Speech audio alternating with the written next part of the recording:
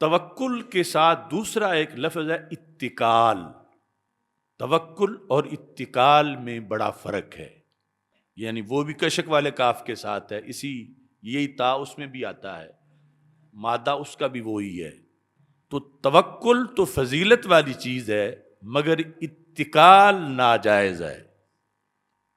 اتکال، اس سے رسول اکرم نور مجسم شفیع معظم صلی اللہ علیہ وسلم نے منع کیا۔ وہ یہ ہے کہ کسی کام کے جو اسباب ہیں وہ ترک کر دینا اور توکل کر کے بیٹھ جانا۔ مثال کے طور پر گندم بیجے بغیر ہی توکل کرنا کہ میں یہ کاٹوں گا یہاں سے، تو یہ شریعت میں جائز نہیں۔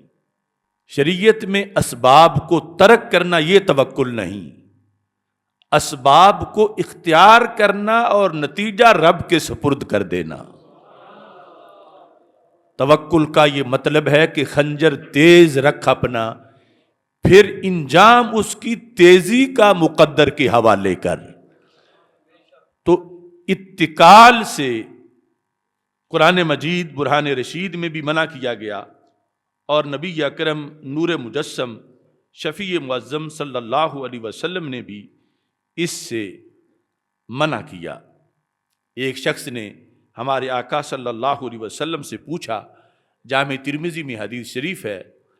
اس نے کہا یا رسول اللہ صلی اللہ علیہ وسلم، حضرت انس بن مالک رضی اللہ تعالی عنہ روایت کرتے ہیں، قال رجل یا رسول اللہ صلی اللہ علیہ وسلم آکلھا واتوکل او اطلقھا واتوکل۔ یعنی اس وقت سواریوں کا استعمال تھا، اونٹنیاں، گھوڑے، جانور جو بھی۔ تو اس نے کہا یا رسول اللہ صلی اللہ علیہ وسلم، میں اپنی اونٹنی کو، یعنی اس کی اگلی ٹانگ باندھ کے ڈنگا مار کے پھر توکل کروں یا کھلی چھوڑ اور توکل کروں؟ یعنی کھلی چھوڑ دوں اور توکل کروں کہ یہ اللہ پر میرا بھروسہ ہے، یہ کہیں نہیں جائے گی، اسے یہ بھاگے گی نہیں۔ ایک میں ہے کہ میں اپنی طرف سے جو تقاضا ہے حفاظت کا وہ پورا کروں اور پھر اللہ پہ بھروسہ کروں۔ دوسری طرف یہ ہے کہ جو تقاضا ہے وہ پورا نہ کروں اور اسی کو میں کہوں کہ میں اللہ پہ بھروسہ کر رہا ہوں۔ تو ان دونوں صورتوں میں سے کون سی صورت آپ کی شریعت میں میرے لیے اس کا حکم ہے؟ تو نبی اکرم نور مجسم شفیع معظم صلی اللہ علیہ وسلم نے ارشاد فرمایا، اعقلھا وتوکل، اس کو ڈنگا مار اور پھر توکل کر، یعنی اس کو باندھ اور پھر توکل کر۔ جو سبب ہے کسی چیز کا اس کے لحاظ سے، یعنی اس سبب کو اختیار کرنا وہ، اور پھر اس میں توکل کرنا رب ذوالجلال پر، اس کا نبی اکرم نور مجسم شفیع معظم صلی اللہ علیہ وسلم نے یعنی حکم فرمایا کہ اس کا توکل کے مفہوم میں یہ چیز داخل نہیں ہے کہ فارغ بیٹھے رہو، کام کرنے کے وقت کام نہ کرو اور کہو کہ اللہ روٹی بھیج دے گا، توکل ہم کر رہے ہیں، ہم متوکلین ہیں۔ تو